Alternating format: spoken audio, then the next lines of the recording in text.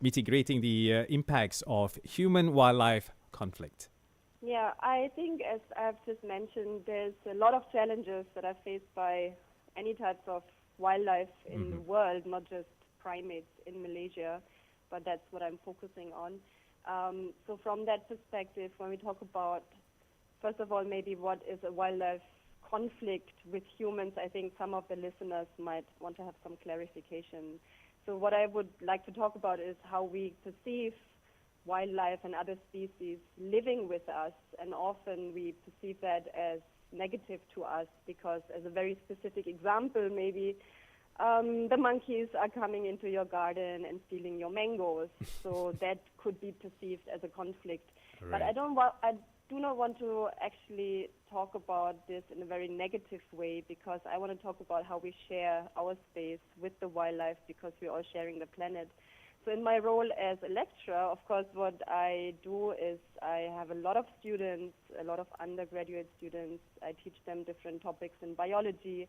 It's about wildlife management. It's about biodiversity, about conservation. So all these young people, when I speak to them about issues, I always try to frame it in a way that we talk about coexistence and sharing spaces.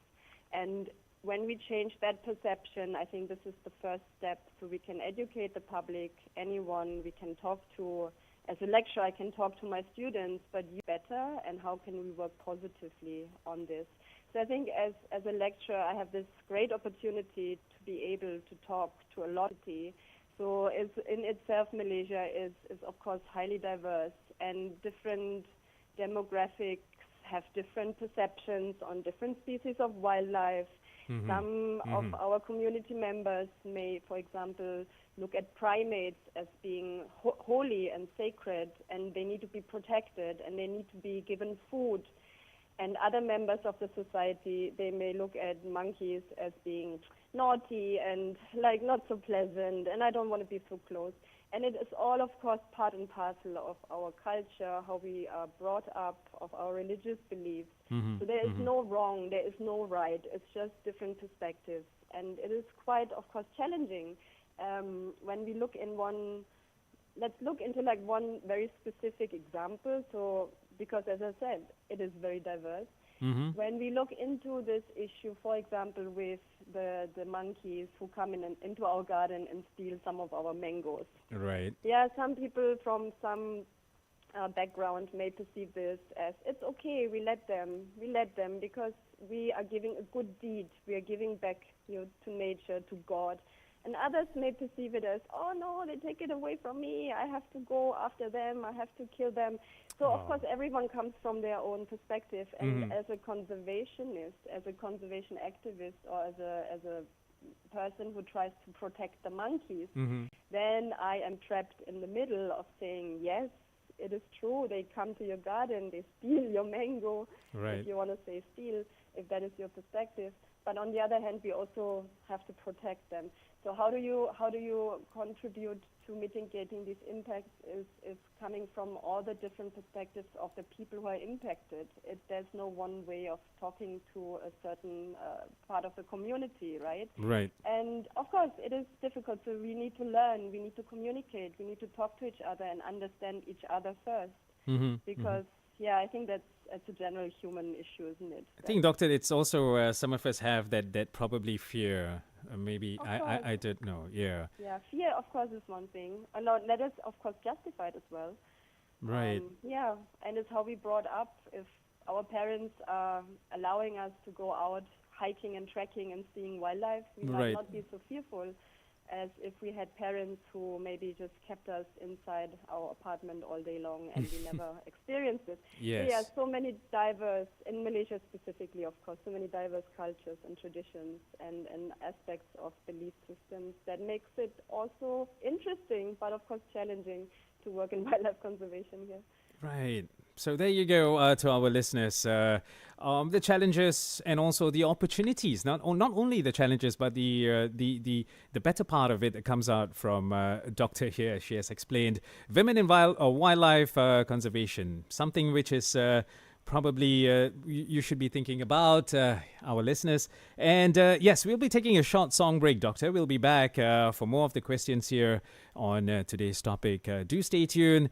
And if you just happen to be on TRAXXfm right here, please, if you have any questions, talk to us through our social media platform. That's on Instagram and also on YouTube, TRAXXfm Official, and on Facebook, it is TRAXXfm. Thank you so much, producer Juliana, together with myself here, Gilbert, and Dr. Nadine, wishing you a pleasant morning. Stay with us. We'll be back right after a song break.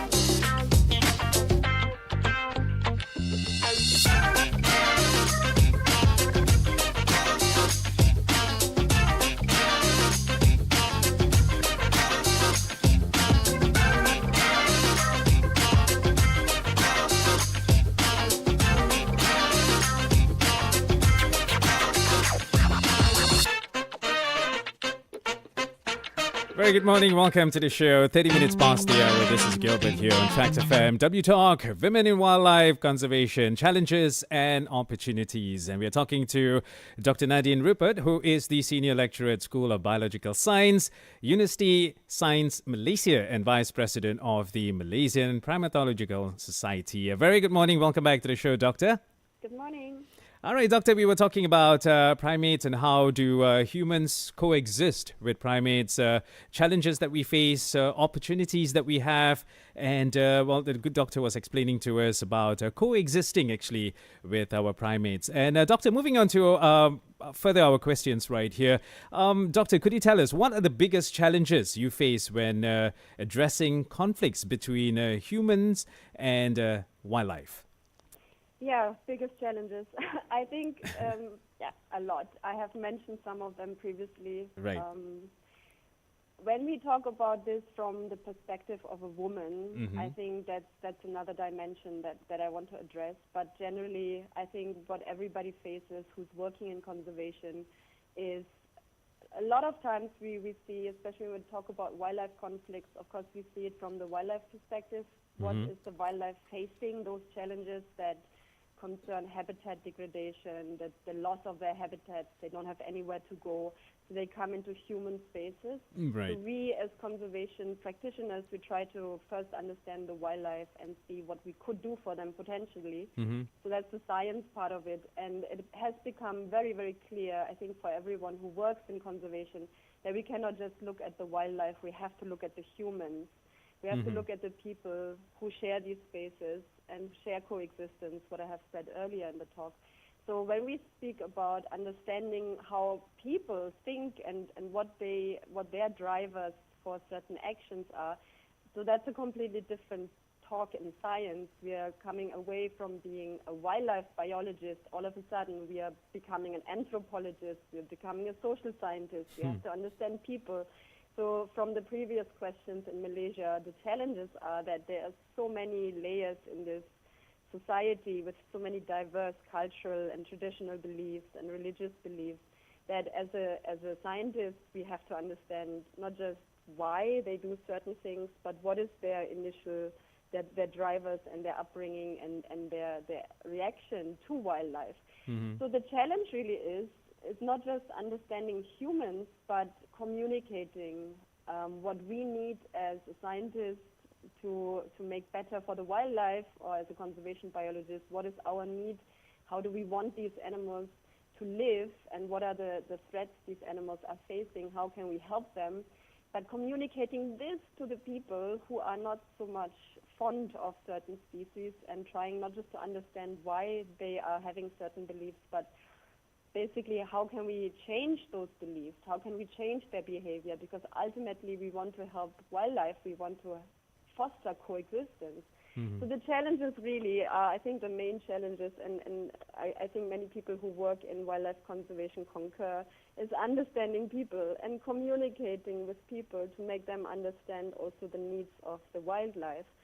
And particularly as a woman, you can already guess where I'm going at. Often when we speak to community members or elders, well, sometimes we are not perceived as the authority on certain topics, because men traditionally in many societies, and including Malaysia, are being like the authority on many topics. So regardless of status, whether I have a PhD or not, or my students, whether they come in as master or graduate students and they talk to community leaders, being a woman adds another challenge to this, because you might not be taken as seriously.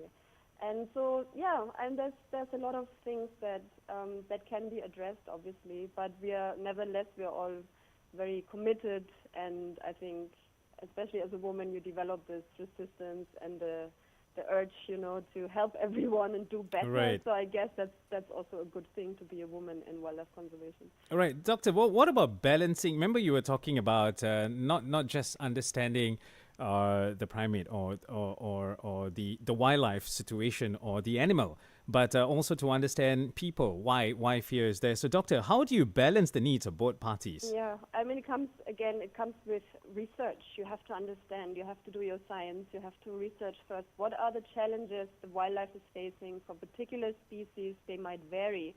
For example, some animals, they might need more space, or they have space, but maybe they don't have enough food in the forest, because some of the trees that provide food may not exist anymore. Right. So if you don't have the science, if you don't have the data, you might implement wrong strategies, which then backfires also for the communities, because when you don't understand what is their need, do they allow to create more space? Well, enhancing a forest might take away from their agricultural land, but they need the land for their livelihoods. So what is the give and take that everybody is able to compromise is a very, very important question. And of course, if you want to create sustainable solutions, sustainable means long-term and being like a win-win for both like wildlife and people in the context of conservation biology, as it is a shared space. Again, we cannot just look at one particular species, like not just one, like not animals or only humans in a separate perspective. So how do you make this more sustainable is the fundamental question in wildlife conservation.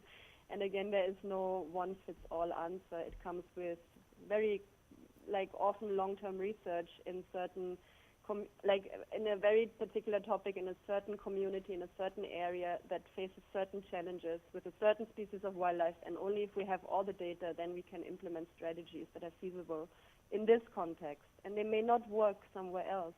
So that's the challenge. All right. So having the data, Doctor, that's the right data. Not just having a data, right? The right data. Exactly. The right data. Yeah. Yes. You need to understand the needs of let's say the wildlife is the other party. So understanding the needs of the wildlife or the other party, that's very important. Otherwise, whatever you do will not work. Thank you so much, Doctor. Doctor, here, just one last question, just to round up our interview of the day.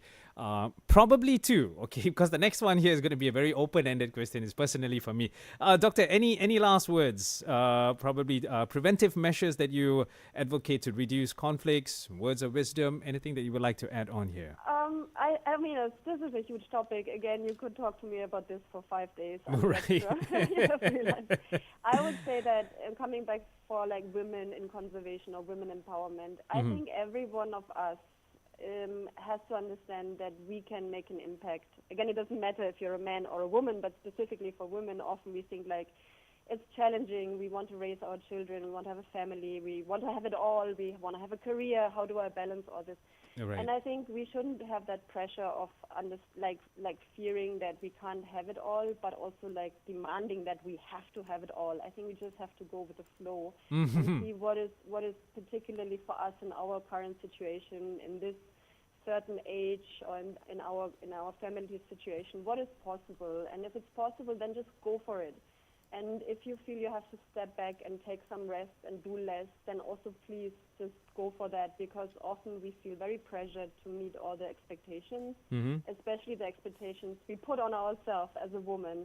And conservation is a very challenging field mentally, because you are dealing with a lot of negative setbacks, because often you have a strategy and you want to implement it and it doesn't work. So there's a lot of like also disappointments, and that is often very hard to deal with. So my word of wisdom is just go with the flow, take it slow. Okay. Do what you can and basically At the best, do the yes. best Yes. that you can at this point in time. And always be positive about trying just to be better than you were yesterday maybe. And especially if you're interested in preserving and protecting species, you can join community of women who are supportive and who work in this field, because Malaysia has a fantastic community, especially of female conservation leaders, and I'm very glad to be part of that. So shout out to everyone on the team.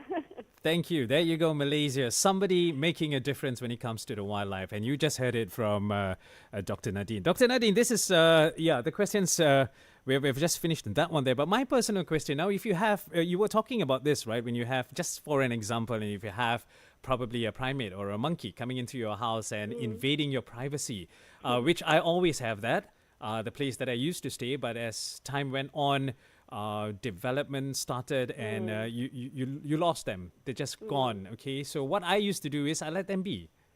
And I think what would you advise people if they encounter situations like this, being invaded by an uninvited guest? Obviously, there's positive and negative sides to everything. So thank you for letting them be. And of course, some people might face more challenges that they feel also threatened in a physical manner. So I'm not saying like let them always be. If they threaten you physically, of course you have to take some actions.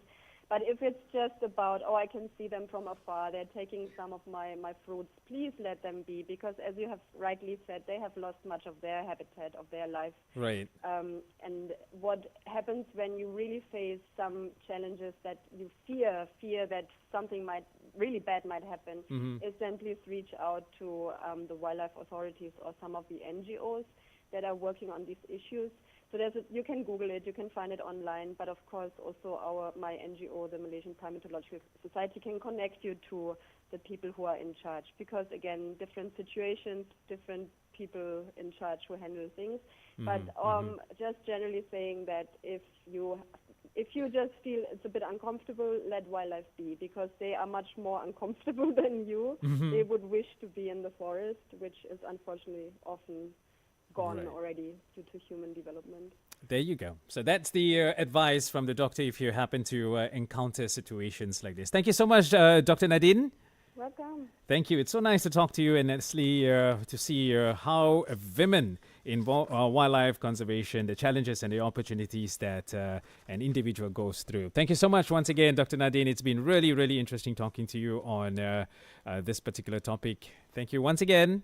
Welcome. Pleasure was all mine, and thanks for having me. Thank you so much. Women in wildlife conservation challenges and opportunities. And we were just talking to Dr. Nadine Ruppert, senior lecturer at the School of Biological Science, Universiti Sains Malaysia. And she happens to be the vice president of the Malaysian Primatological Society. And today's topic with our questions that we had for the good doctor, hope that was informative. And remember, if you encounter situations of intruders in your house, and I'm talking about primates, monkeys probably, that's one of the examples, well, do call the right authorities, people who can handle the situation. If you have fear, definitely you should be having fear for your safety, for your family safety. Yes, call the right people at that moment to solve that particular problem. I encountered so many situations like this.